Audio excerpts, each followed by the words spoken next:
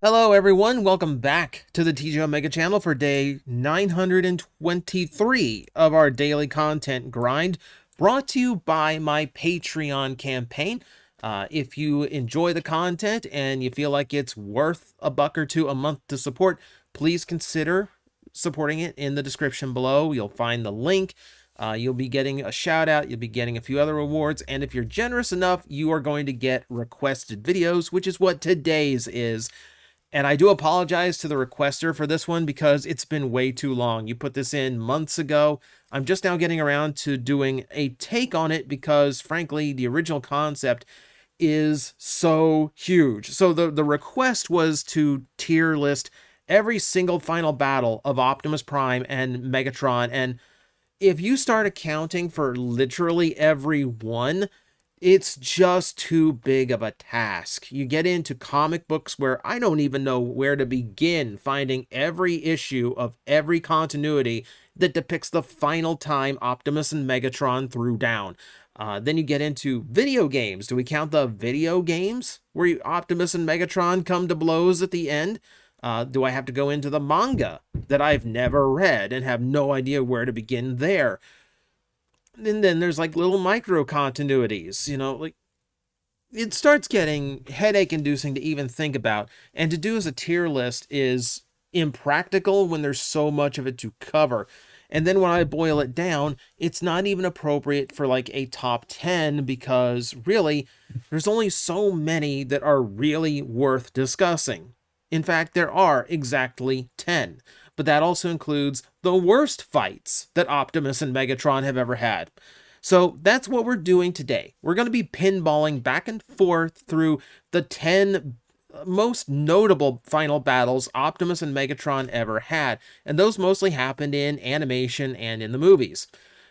So I'm going to be playing kind of loose and fast with some of the rules here, but in general, if it's one in particular, we're going to be discussing Galvatrons, but it's only when Galvatron is a power-up of Megatron that we're actually going to include it because it's the same character.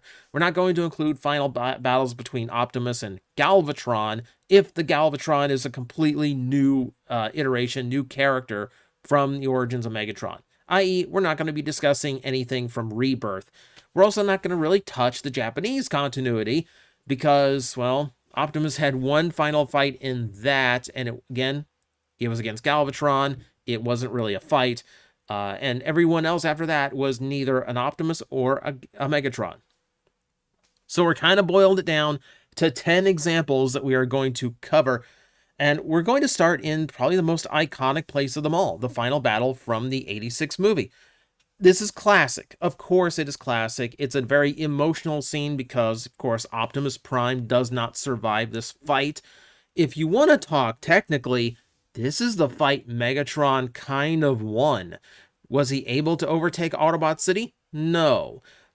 Did he survive the battle when Optimus Prime did not? Yes.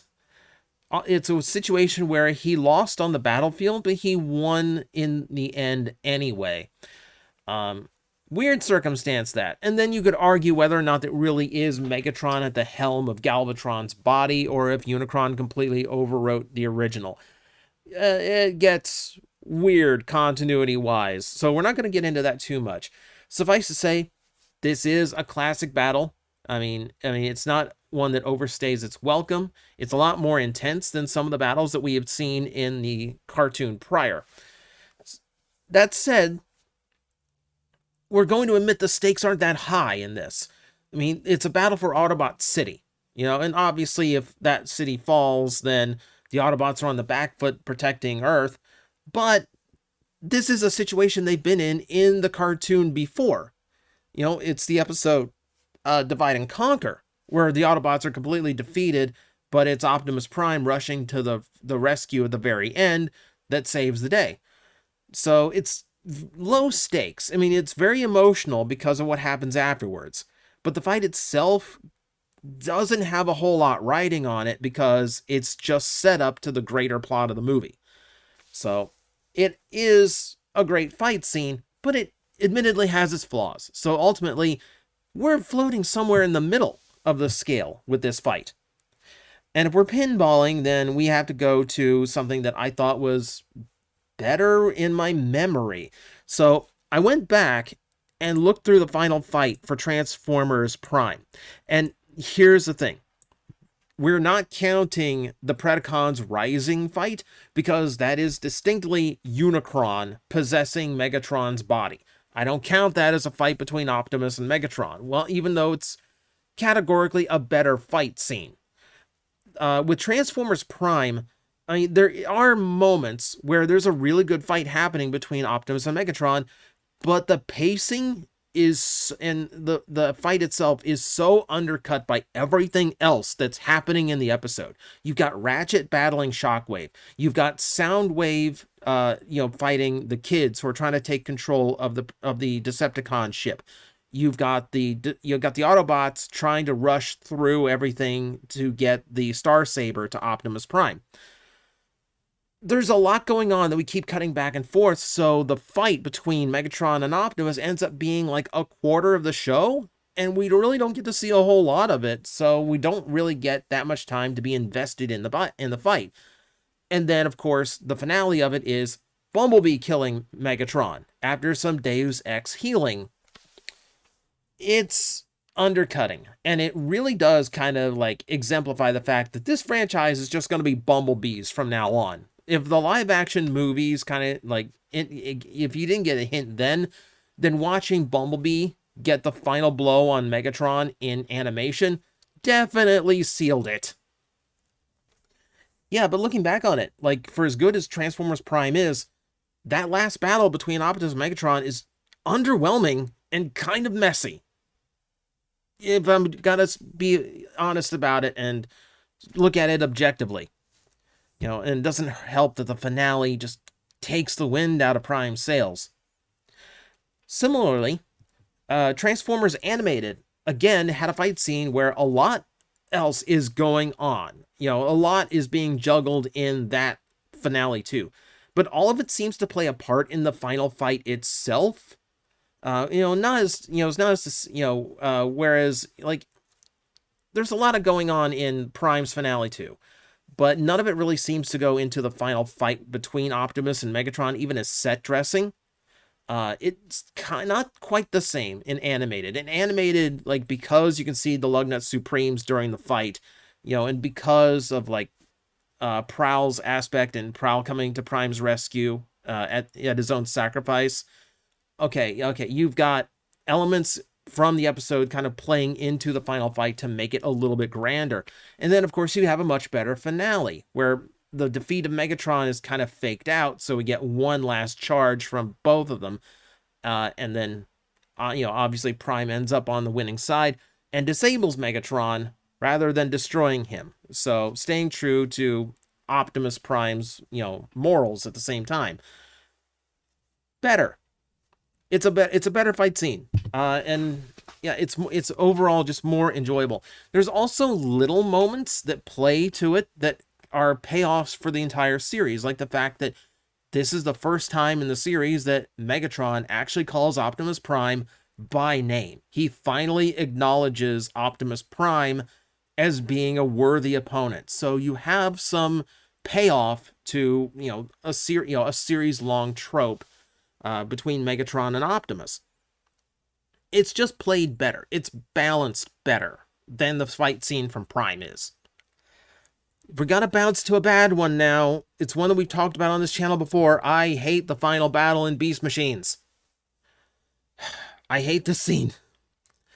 This is a 10-minute fight scene drawn out to 20 minutes, where Optimus Prime basically gets slammed around Cybertron for the majority of it. And any offense he puts in is momentary at best and brushed off by Megatron. At all times, Megatron is in charge of this fight scene, which, puts some makes a tense situation out of everything with Primal, because yes, he's always on the back foot here. But it's just, it comes to a point where it's just not believable that he can put up a fight for this long. And they hit a point where Primal thinks he's got a stalemate with Megatron because His whole plan involves having the entirety of the Oracle program, but Optimus still controls half of it. And you'd think this would be something you'd mention early on to kind of raise the tension throughout the entire fight. So this kind of explains why Megatron is not just like outright destroying Optimus Primal, because he still needs part of him. No, it's written off in like a minute. He just grabs Primal, takes the rest of the Oracle, throws him away. We're just continuing. It's padding. This is a 20-minute fight scene with obvious padding. And of course, the finale of it, where Optimus just pushes Megatron like down the chute into the organic core. Megatron forgets that he can fly. So we've debunked all of the circumstances around that. One, the shaft is actually gigantic. There's well more than enough room for even an enlarged Megatron to actually transform and fly. Even if he can't transform, Optimus Primal's body is capable of flight without transformation. Kind of makes the mode pointless, but it is true. So, the final moment of this fight only works if you forget these are Transformer characters, and the writers seem to forget these characters are Transformers. I hate this fight scene. Okay, let's move on to a weird one. Let's talk about the Cyberverse scene between Optimus and Megatron X. This is where the build-up to this fight is actually more interesting than the fight itself, because the build-up is an army of Tarns, the perfect Decepticon, and the Megatron we're battling is Megatron X, not the normal Megatron, who at this point has kind of made a truce with the Autobots, and it's because they've reached a full stalemate. Megatron has taken a matrix of leadership from an alternate reality, Megatron X's reality. When he comes to get his matrix back, he kills the normal Megatron, meaning, it's a Megatron capable of destroying a Megatron, who then fights off with Optimus Prime. And this would be a great setup. This would be a great setup for a climax. We never really get to see a Matrix-powered Megatron against a Matrix-powered Optimus. And this is the series that weaponizes the Matrix of leadership. But what it ends in is essentially Gohan versus Cell for robot weebs. Because it's a beam struggle where the hero's on the back foot until an unlikely ally, in this case Windblade, who was, kind of in pieces at the time, manages to do enough surprise damage to the villain for the hero to overwhelm their blast and win the struggle. I mean, granted, he didn't disintegrate Megatron X off the face of the planet down to the last atom, but it's still basically the exact same scene. And not much of a fight, unfortunately. Different, not different in a good way, though. Here's one that was better than I remembered, because I generally think anything from Transformers Energon was awful, but as it turns out, the final fight is not really that bad. It's a weird. So this fight takes place in 3 stages. The first stage is where they've both Optimus and Galvatron at the time grow to giant size, and you can tell they are giants because their model textures have now taken on the appearance of cheap tinfoil on chocolate candy, and it is a slugfest. I don't think Galvatron even uses any of his cannons. He uses the sword of his tank weapon, but I don't think he actually uses any blasts while he's gigantic. Optimus is completely unarmed for the whole fight, so it is literally a giant slugfest. And they are moving slower to kind of convey that they are giant in scale, but that does kind of hurt the pacing a little bit, especially when a lot of this fight takes place in space, so getting a sense of scale is kind of difficult. It changes when they move down the planet side, and they grow even larger. It wasn't enough to grow once, we gotta grow twice. And when they grow again, then they go full hand-drawn anime. And here's where things get a little bit weird, because if you're watching the American footage, the quality hops back and forth between pretty bad and actually really nice. Super Link, it's super nice all the way through. As usual with the Unicron trilogy, America had to deal with incomplete footage for its broadcast, meaning the fight looks very choppy and there's a lot of frames missing from certain frames, from certain animations. But overall, the pacing does pick up. They don't look gigantic anymore, but at the very least, the fight gets faster. And it essentially ends on a stalemate, and then the final episode is where stage 3 happens. Now, up to this point, it's been better than I remember, and I was kind of like thinking to myself, why did I think this fight scene was that bad? It actually has some decent qualities to it.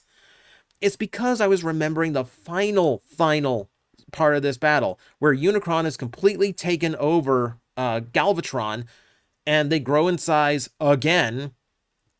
And this time, the most of the fight is Optimus as Omega Prime just tackles Galvatron and holds him in space. They spend a solid minute hugging while everyone around them does a lot of talking. And that's all that happens. That's the entirety of stage 3 of the fight, is just Omega Prime and Galvatron hug in space for a solid minute. Nothing happens. They don't move. They don't struggle. They just float there, embracing, until Galvatron takes over, breaks free of it, and flies himself into the sun. Series over. It's a weird finale. It's a weird... Oh my god. Oh my god. It's... The first 2 acts are fine, and then you blew it in the 3rd act. That's why I remembered it being bad. There's a lot of good elements to it. It just finishes terribly. And what you remember, and when I say in fiction, what people remember is the finale. You can have a fantastic time throughout the course of your series. If you screw up the finale, that's all they're going to remember. I'm going to start complaining about Voltron Legendary Defender again if I keep up with this tangent. So we need to move on to an even worse fight scene. Let's just admit something right now, just between us right now. The live-action movies never had a good fight between Optimus and Megatron. In the first movie, Optimus just gets clowned for the entire fight. In the second movie, their fight is basically Optimus making a flyby and wrecking Megatron's face, and that's the whole fight.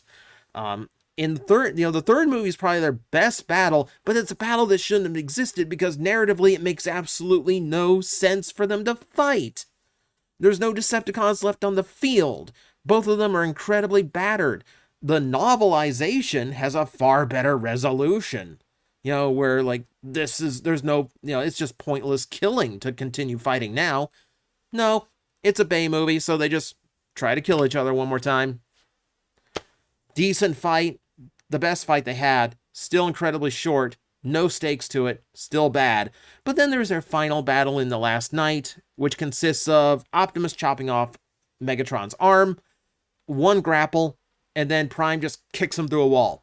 And once again, we have a Megatron who forgets he can turn into a plane. So he just lets himself fall. I hate the live-action movies the more I think about them. We haven't seen Megatron in a movie in a long time. So who knows? Maybe Transformers 1 will present it, but that's a prequel. So we're not going to have a final battle depicted there either. Maybe someday. Here's the surprise. Here's a surprisingly good one. Armada. Hey, TJOmega is about to complement Transformers Armada. Number 1, the animation budget picked up a lot for this fight. Number 2, there's a nice bit of sequencing to this battle, where you can see notable battle damage happening. At one point, one of the impacts takes the wheel off it takes the rubber off of Prime's wheel, and then at one point Optimus just rips the hub off to throw at Megatron and clog his cannon, which it makes his cannon explode, Looney Tunes style, but okay, kind of cool. Prime's now ripping parts of himself off to attack Megatron. That's kind of metal. But what makes the fight interesting is the narrative behind it, because there is this underlying narrative of Optimus secretly does enjoy the thrill of combat, which is, in this narrative, why he's never really finished off Megatron even when he's had the chance. You know, why he's always spared him is that there's something in him that actually enjoys the fight. And it's not something he can admit out loud, but the resolution, the finale to this, where he's floating in space and just doesn't want to take the Matrix again, admits that he doesn't deserve it, kind of says there's some truth to it, which is an interesting way to look at Optimus Prime. You know, it's a fascinating fight. And it's again where Optimus and Galvatron in this moment very much view themselves as equals, and they have a very much a stalemate battle that is actually a little bit more intense than I remember. They both take some heavy damage. So it's surprisingly good. Weird finale, weird resolution, not gonna lie, but different. It had a very interesting vibe to it. Now we get to the last two. So now we get to talk about the best one and the worst one. We're going to start with the absolute worst one, and that crown goes to Robots in Disguise 2001. Oh my god, this fight's awful. So there's no real good build-up to this fight. Galvatron just kind of uses energy to entrap all the other Autobots until Optimus and Magnus come back to the field, combine into Omega Prime, and then we don't start the final fight. No, Omega Prime wants to lead Galvatron somewhere deep, kind of like Earth's core, kind of. So they spend a long time just flying through a tunnel, flying through a cave, until they get to this big fiery magma room, which, admittedly, cool scene for a final battle, really stupid reason to actually make this the scene of the final battle. There's literally no other point to it other than, hey, let's make them go here because it's going to look cool. Narratively makes no sense whatsoever, because they've been fighting on the surface this whole time. Why would they take it somewhere safe now? And why not go to a rock quarry or a mountain range? Why go to the Earth's center? The fight is terrible because Galvatron spends most of the time mouthing off. As soon as they get into this cave, he starts mouthing off. Then he rams Omega Prime into the walls once, and Omega Prime immediately goes, I don't have much left. Like, did you waste all your energy flying down here? And the finale is very Deus Ex. I mean, a few of these finales have been very Deus Ex, but this one more than any of them. He just gets a magic sword from Fortress Maximus and starts thwacking Galvatron. And it doesn't help that the English dub puts in so many silly sound effects that completely kill any tension of this fight. Even if the poorly animated fight actually did have some tension to it, that is, it's an awful fight. It's an absolutely awful way of ending a series. It just really doesn't feel like a special fight. It doesn't really feel like it built up to it well. It's just a letdown. It's disappointing. So what do I think is the best one? Which one do I think is the best? You're not gonna believe this. I think Cybertron has the best fight between them. So this fight lasts a good chunk of the episode, but it does not completely overstay its welcome. It takes a while to get this fight started, and it starts by homaging the punch between the two we saw at the beginning of every episode of Galaxy Force.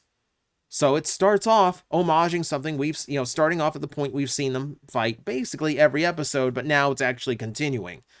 They're both pulling out all the stuff, but they're both going full power. The difference is Optimus isn't relying on a super mode, so it's just Optimus versus Galvatron, and it's very intense. Galaxy Force, Cybertron got very DBZ with its fights toward the end. There's a lot of really cool action. There's a lot of powering up. There's a lot of burning justice moments. At the very end, Prime goes full G Gundam with a gold mode.